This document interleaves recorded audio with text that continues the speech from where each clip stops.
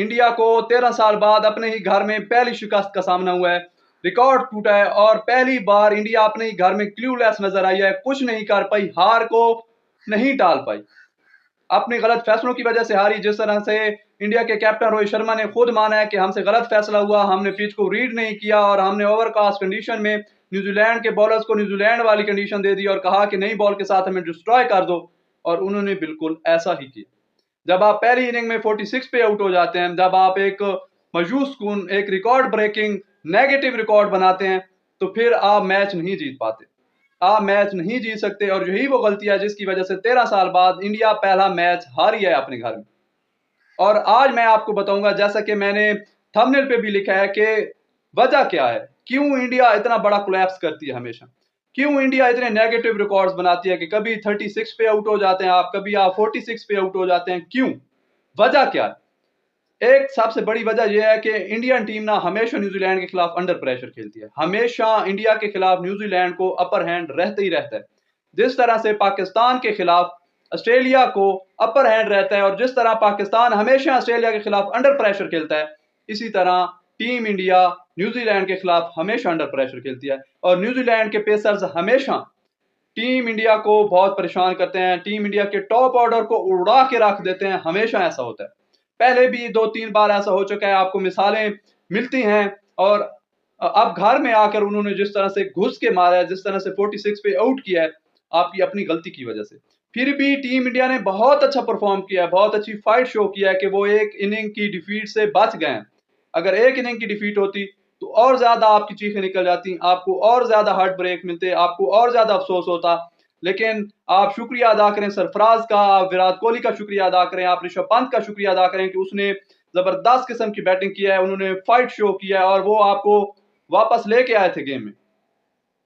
और team India की अगर वीकनेस की बात की जाए तो सिर्फ और सिर्फ एक वीकनेस है, और बहुत बड़ी वीकनेस है, जिसपे अक्सर टीम इंडिया कोलैप्स करती है, कि जब भी सीमिंग कंडीशन हो, जब भी सीमर्स को हेल्प करने वाली कंडीशंस हो, नई बॉल के साथ इंडिया का टॉप ऑर्डर, इंडिया के बैटर्स नहीं टिक पाते और पता नहीं क्या पैनिक बटन दबा देते हैं या जो भी करते हैं, कुछ समझ नहीं आती कि जो भी खेलने जाता है एज लगाता है, आउट हो जाता है। पहले आप 36 पे आउट हुए, अब आप 46 पे आउट हुए। कोहली की कैप्टनसी में आपने 36 वाला नेगेटिव रिकॉर्ड बनाया, जो कि आज तक आपकी ट्रोल होने की वजह है। और अब आपने 46 का एक ऐसा स्कोर बनाया जिसकी वजह से आपको ट्रोलिंग का सामना है।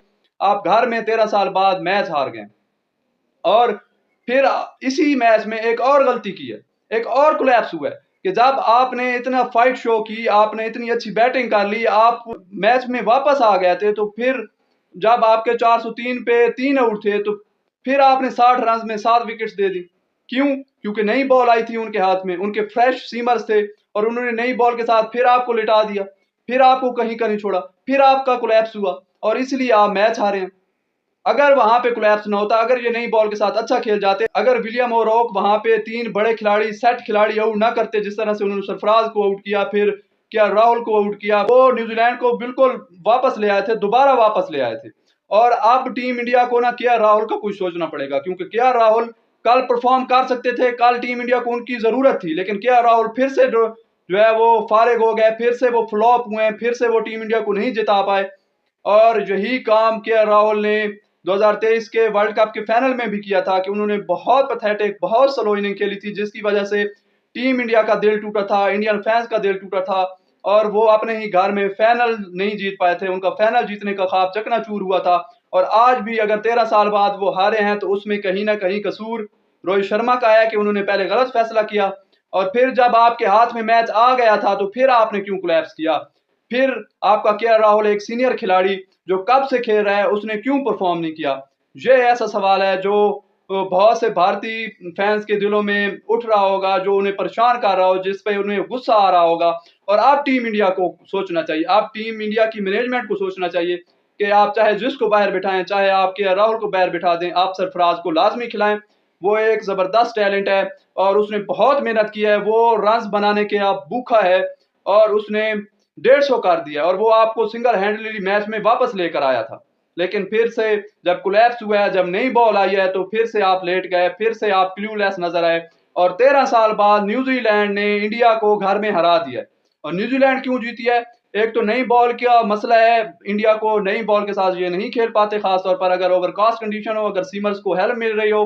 और दूसरी बात, न्यूजीलैंड हमेशा अपर हैंड रखती है इंडिया पे, हमेशा हावी होके आती है। जिस तरह से ऑस्ट्रेलिया टीम पाकिस्तान को कभी नहीं हिलने देती, कभी नहीं जीतने देती, इसी तरह अंडर प्रेशर खेलते हैं इंडिया वाले न्यूजीलैंड के खिलाफ। और न्यूजीलैंड के पेसर्स हमेशा टीम इंडिया को लिटा देते हैं, हमेशा टीम इंडिया के टॉप ऑर्डर्स को हिलने नहीं देते, क्ल्यूलेस नजर आते हैं। आपके पास कोई प्लान नहीं होता, आप शॉर्ट ऑफ आइडियाज होते हैं और आपको वो हराते हैं। और यही न्यूजीलैंड है जो अभी व्हाइट वॉश होके आई है श्रीलंका से, जिनसे स्पिन नहीं खेली जा रही थी, लेकिन आज उन्होंने आपको 13 साल बाद पहला मैच हरा दिया और वो हर शोबे में आपसे बेहतर क्रिकेट खेले हैं।